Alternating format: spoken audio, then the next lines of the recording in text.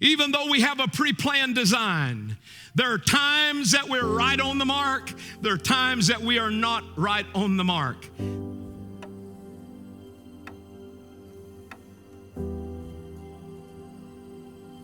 I want you to know many of us have individual promises that have been given to us that are because of our destiny.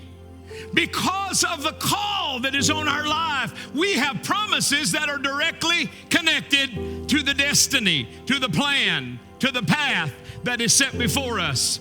And so we're all working toward an ultimate promise, but we're all moving toward spiritual promises that pertain to our lives.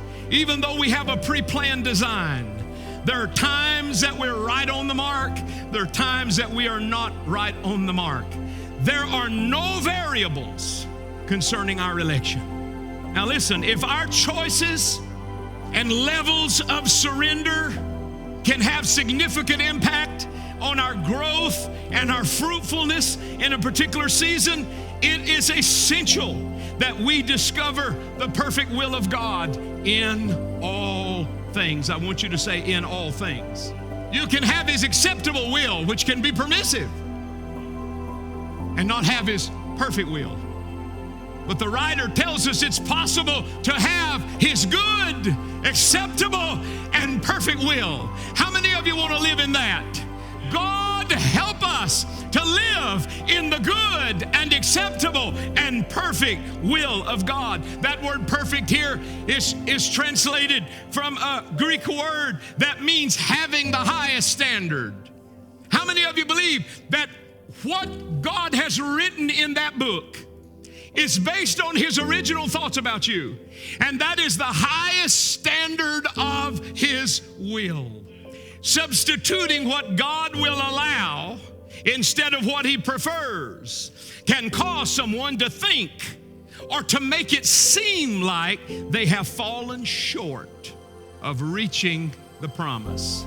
So it becomes easy to throw in the towel with an I blew it attitude.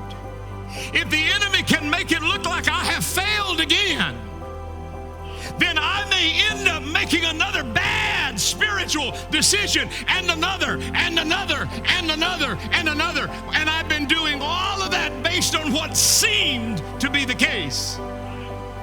I want you to know that finding yourself in the permissive will of God does not mean that you have come short of reaching the promise. The enemy will make it seem impossible for you to have the promise. And spiritually, we make some bad decisions and a series of bad decisions, and then people start losing confidence. And they start pulling away and going in all kinds of different directions and doing all kinds of things. And it's all based on a perception that is not the truth. It's not what the Word said. It's a lie. So I realize that if the enemy can cause you to feel that you have come so short of the promise that you can hardly get your eye on the end, he doesn't have to do anything else to you. The little bride of Jesus Christ, she may have wandered. She may have gone around the mountain a time or two. She may have allowed her decision to force her into the permissive will of God. But I want you to know it can end. Living in the permissive will can end. Another trip around the mountain can end. You can choose to come to Kadesh Barnea today. Let the Word set it straight in your life. Let the Word correct the imbalance in your life. Let the Word correct the timing in your life. I don't care what it seems like, but don't you ever think that you have changed your election or your predestination or your justification. If God has settled it, it is settled.